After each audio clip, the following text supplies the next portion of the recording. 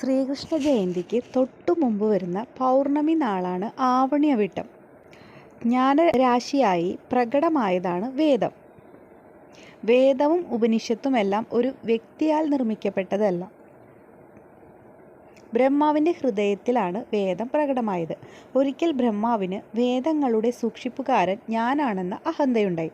ബ്രഹ്മാവിൻ്റെ അഹങ്കാരം തീർക്കാൻ ഭഗവാൻ 2 അസുരന്മാരിൽ പ്രേരണാശക്തിയാൽ പ്രവർത്തിച്ചു.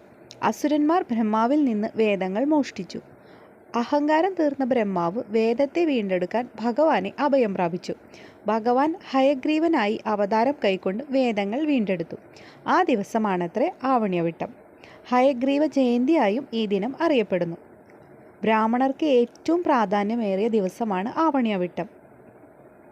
എല്ലാവർക്കും ഉള്ളിൽ ആത്മാവായി കുടികൊള്ളുന്നത് ഒരേ ചൈതന്യമാണ് എന്ന സത്യത്തെ ബ്രഹ്മജ്ഞാനത്തിലൂടെ തിരിച്ചറിഞ്ഞ് സർവപ്രപഞ്ചത്തിൻ്റെയും നന്മയ്ക്കും ക്ഷേമത്തിനുമായി ധർമാനുഷ്ഠാനത്തോടെ നിലകൊള്ളുന്നവനാണ് ബ്രാഹ്മണൻ. പ്രപഞ്ചത്തിൻ്റെ സുസ്ഥിരമായ നിലനിൽപ്പിന് ആധാരമായതേതോ അതാണ് ധർമ്മം. ഈ ധർമ്മ സംരക്ഷണത്തിന് നിലകൊള്ളുന്നവനാണ് ബ്രാഹ്മണൻ. ബ്രാഹ്മണർ ധർമ്മ സംരക്ഷണത്തിനായി 6 കർമ്മങ്ങളെ അനുഷ്ഠിക്കേണ്ടതുണ്ട്. എന്നാൽ ഈ കർമാനുഷ്ഠാനങ്ങൾക്ക് അറിഞ്ഞോ അറിയാതെയോ എന്തെങ്കിലും ച്യുതി സംഭവിച്ചു എങ്കിൽ അതിന് പരിഹാരമായി ബ്രാഹ്മണർ ആവണ്യവിട്ടം നാളിൽ പൂണൂൽ മാറ്റി പുതിയ പൂണൂൽ ധരിക്കുകയും പൂർവ്വ ഋഷിമാരെ സ്മരിച്ച് അർഘ്യം ചെയ്യുകയും ചെയ്യുന്നു.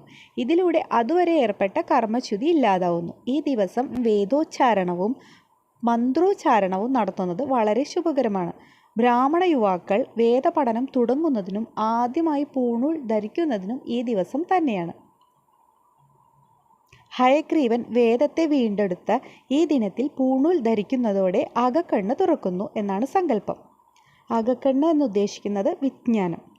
ഇതെല്ലാം കഴിഞ്ഞ് ഗൃഹത്തിൽ എത്തുമ്പോൾ പുരുഷന്മാരെ മധുര പലഹാരങ്ങളും വേണ്ട ഭക്ഷണങ്ങളും നൽകിയിട്ട് സ്ത്രീകൾ സ്വീകരിക്കുന്നു. അവരെ സംബന്ധിച്ച് അതാണ് ആവണ്യവിട്ടം. ഇതുപോലെയുള്ള ആചാരങ്ങൾക്ക് പിന്നിൽ ഐതിഹ്യം ശരിയാണെങ്കിലും തെറ്റാണെങ്കിലും ഇത് ലോക നന്മയ്ക്കും ധർമ്മപരിപാലനത്തിനും പരസ്പര സ്നേഹത്തിനും ഉതകുന്നവയാണ്.